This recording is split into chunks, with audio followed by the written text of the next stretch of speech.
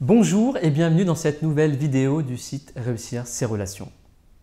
Nous sommes régulièrement confrontés à des choix qui ont un impact sur notre futur. Quels que soient ces choix, on ne peut pas savoir à l'avance s'ils seront bons ou mauvais. Lorsque l'on se trompe, on en vient regretter ces choix. On repense au passé mais il est trop tard. On pense à notre futur mais il est incertain. Et si nous apprenions à vivre au présent ? Pour cela, il faut tout d'abord comprendre et assumer le passé. On se tourne vers le passé quand on n'est plus heureux de notre présent. On pense à un choix erroné, à une situation que l'on a mal gérée, une relation perdue que l'on ne peut plus récupérer.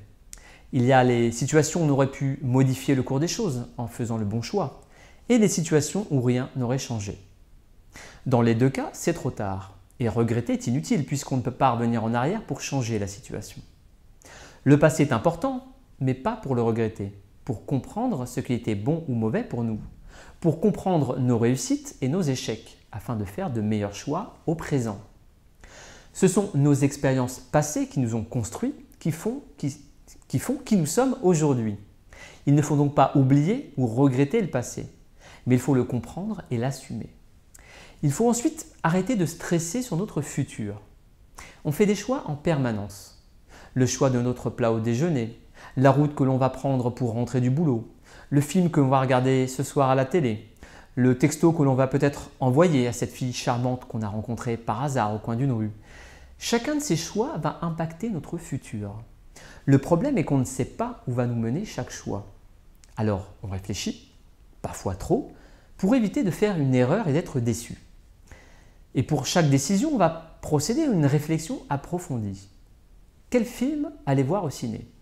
On va sur Allociné lire les critiques, certaines sont positives et d'autres négatives. On fait confiance à la majorité.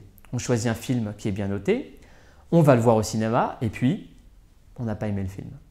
Au final, on y a passé du temps, on pensait avoir fait le bon choix et on s'est trompé. J'ai pris l'exemple du cinéma, mais cela peut être aussi pour le choix d'un hôtel ou tout un tas d'autres choses. Le fait est que vous n'avez aucune certitude de faire le bon choix. C'est aussi simple que ça. Depuis l'arrivée de l'Internet collaboratif, on se met une pression à chaque fois que l'on fait face à un choix. Mais plus on veut sécuriser notre choix, plus on est exigeant sur ce que l'on attend et plus on est déçu. Ne serait-il pas plus simple finalement de se laisser aller en écoutant son feeling et en improvisant nos choix? Pas de pression, juste l'impression du moment, sans aller lire ou écouter ce que les autres pensent. Car à trop réfléchir, nous ne sommes jamais heureux de nos choix. Nous vivons dans le passé, dans le futur, mais nous ne profitons pas de l'instant présent. Je vous propose donc aujourd'hui de faire un petit test. Pendant 30 jours, vous allez changer vos habitudes. Ne pensez plus au passé, ne vous projetez pas dans le futur pour votre relation, n'allez plus lire les critiques de cinéma, choisissez votre restaurant au feeling en vous baladant. Prenez vos décisions vite et simplement sans vous mettre de pression. Et voyez ce que cela donne. Vous serez parfois déçu, comme avant, mais vous vous sentirez beaucoup plus détendu. Et vous profiterez réellement du moment présent. Vous n'êtes plus habitué à cela et vous verrez les aspects positifs à se laisser aller. Un peu comme quand vous étiez enfant et que vous ne vous posiez pas toutes ces questions.